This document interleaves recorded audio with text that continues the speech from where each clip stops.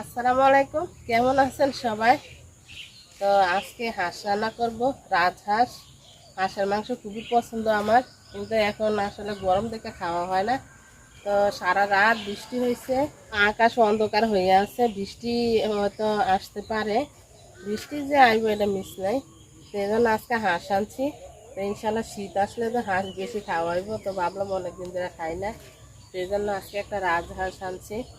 তো হাঁসটা দেখেন, এই যে এখানে বাইন্দা রাখছি। আমাদের এদিকে আসলে এই হাঁস কম পালে, যাদের এদিকে অনেক জমিন হাওর এলাকায় হয়তো বেশি পালতে পারে।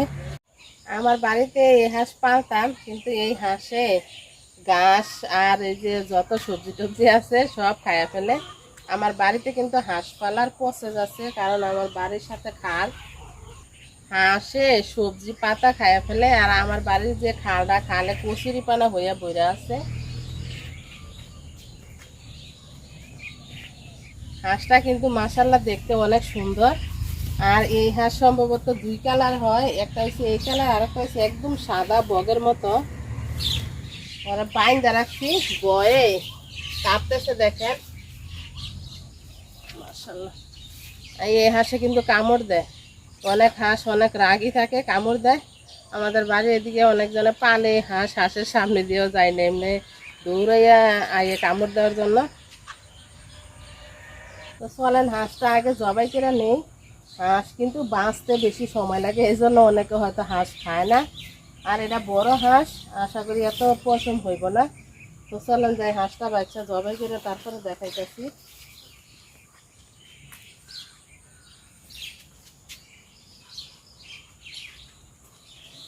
হাঁসটা খুব সুন্দর করে বাচ্চা নিছি, ধরে রাখতে পারতাছি না আমি, অনেক ওজন। তো পুইরা নিয়ে সুন্দর করে পুরলে ছোটো ছোটো পশমটি যাইব গা। গ্যাসের চুলা থেকে হাঁসটা খুব সুন্দর করে পুইরা নিয়েছি। তো এখন আরেকটু বাচ্চা দিব, দিয়া তারপরে কাটবো। হাঁসটা খুব সুন্দর করে বাচ্চা নিছি, দেখেন একদম পরিষ্কার হয়ে গেছে। কাটটা নিবে এখন, হাঁসটা কাটটা নিব সুন্দর করে। মাশাআল্লাহ, হাঁস যে ওজন, একলা তুলে রাখা কষ্ট। কি বড় ডেনা, ডেনা না পাখা, এটা প্লেনের পাখা। আরে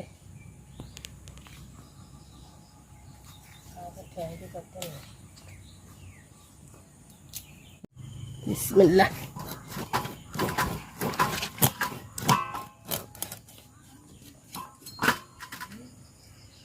হাঁসের মাংস এই দেখেন, মাশাআল্লাহ কত সুন্দর দেখা যায়। হ্যাঁ, কি পরিমাণ তেল, আলহামদুলিল্লাহ।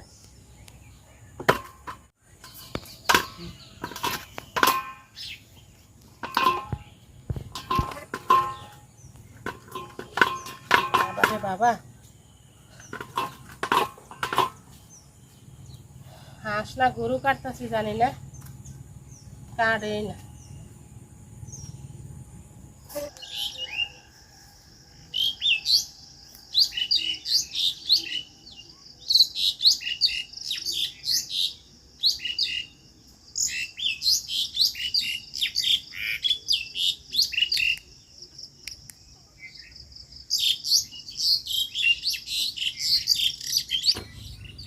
আজকে হাঁস কাটছি, এত পরিমাণ কষ্ট হয়েছে, মনে হয় যে একটা গরু কাটছি। কিন্তু হাঁসটা আবার এত বয়স্ক না, ছোট হাঁসে, তারপরও রাজহাঁসের হাড় দিয়ে অনেক শক্ত, অনেক সময় লাগছে হাঁস কাটতে। হাঁস কাটতে নিছি, দেখেন মাংসগুলা মাশাআল্লাহ কত সুন্দর দেখা যায়, হাঁসের মাংস।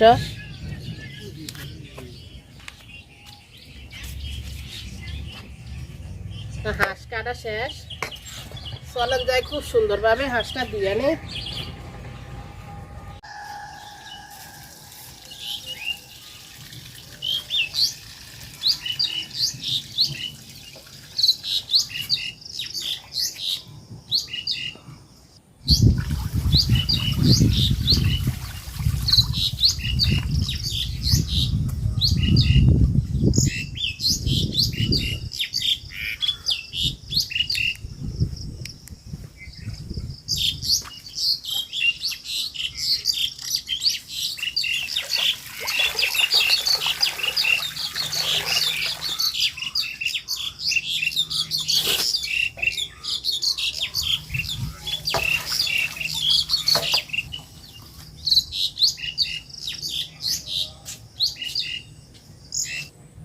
মাংসটা খুব সুন্দর করে ধুয়ে নিছি। কি পরিমাণ তেল দেখেন, মাংস আমি পুরাটা নিই নেই, অর্ধেকটা নিছি। প্রচুর তেল হাঁসের মাংসতে, দেখেন শুধু তেল আর তেল, শুধু তেল। আজকে মাংসটা তো অনেক তেল, তো আজকে মাংস এমনিতে রান্না করে খাওয়া যাবে না, আর আলু দিয়ে রান্না করলে তেমন একটা ভালো লাগে না আমার কাছে। তো আজকে পেঁপে দিয়ে মাংস রান্না করব, গাছের পেঁপে, ছোট্ট একটা পেঁপে দিয়ে রান্না করব, বেশি দিব না। আমার পেঁপে গাছে এবার তেমন একটা পেঁপে হয় নাই, তো যা হয়েছে আলহামদুলিল্লাহ। এই যে ছোট্ট একটা পেঁপে পারবো, এটার কিন্তু বয়স আছে, এটা সবার আগে আইছে পেঁপেটা, এই জন্য এটারে পারলাম, এটাই চলবো আমার।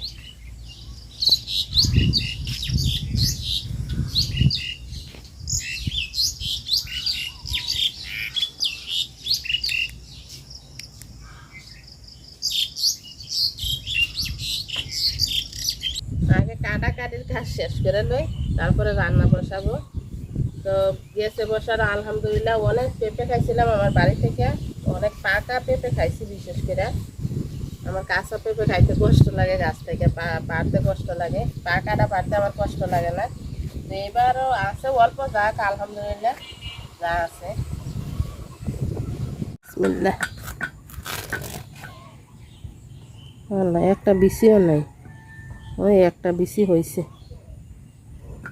এই পেঁপেটা অনেক বড় হয়, কিন্তু এইবার জানি না আমার পেঁপে এত বড় হয় না, তো আমি একটু বড় বড় সাইজ করে দিব, এরকম করে সাইজ করে দিব, যেহেতু হাঁসের মাংস। জিরা আর আদা রসুন নিয়ে নিছি, বাটবো।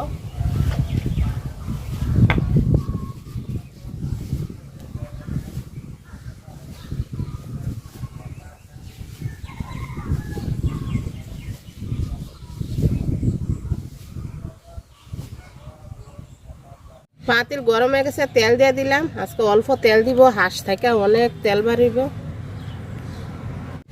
এলাচ, দারচিনি, তেজপাতা দিয়ে দিলাম, আর দিয়ে দিলাম পেঁয়াজ কুচি।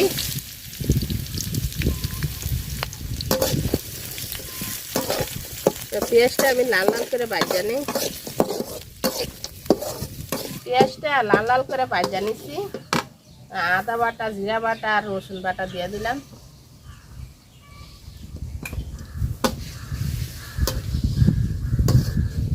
দেখেন বাতাসে চুলা নিপা যায়, ধোয়া অনেক।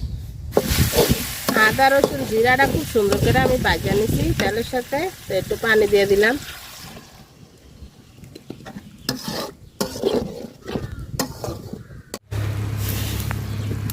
তো হলুদ গুঁড়া, মরিচ গুঁড়া আর জিরার গুঁড়া, লবণ একসাথে গুলাই রাখছিলাম, দিয়ে দিলাম।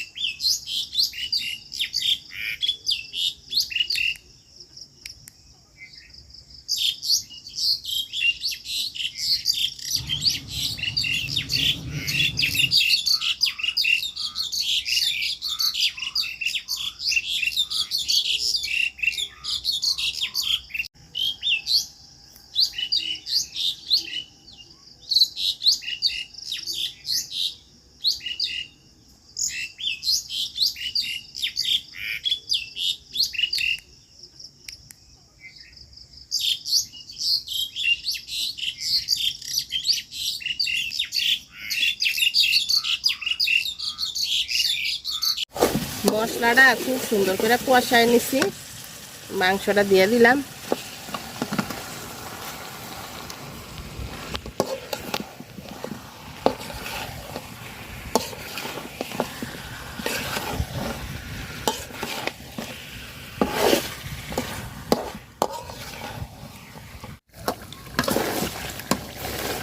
মাংসটা খুব সুন্দর করে কষা নিছি। দেখেন কতটুক তেল দিছিলাম, আর এগুলো সব তেল। তো আমি গরম পানি করে রাখছি, গরম পানি দিয়ে দিলাম। পেঁপেটা আমি আরো পরে দিব, মানে এখন দিলে পেঁপেটা একদম গইলা যাবো গা। হাঁসের মাংস সিদ্ধ দিতে তো সময় লাগে।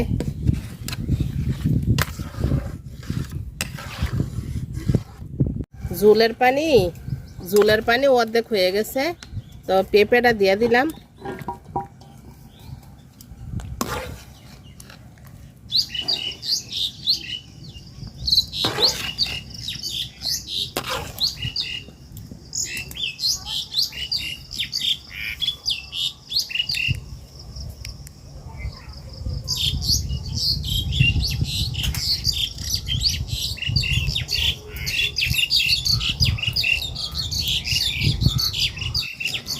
তরকারি হয়ে গেছে, পেঁপেও সিদ্ধ হয়ে গেছে, একদম গলে গেছে পেঁপে। তো আমি একটু জিরা গরম মশলার গুঁড়া দিয়ে দিলাম।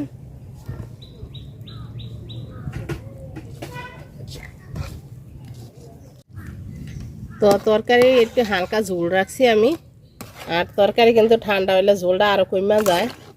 তো নামাই দিব। তরকারি হয়ে গেছে, নামাই নিলাম।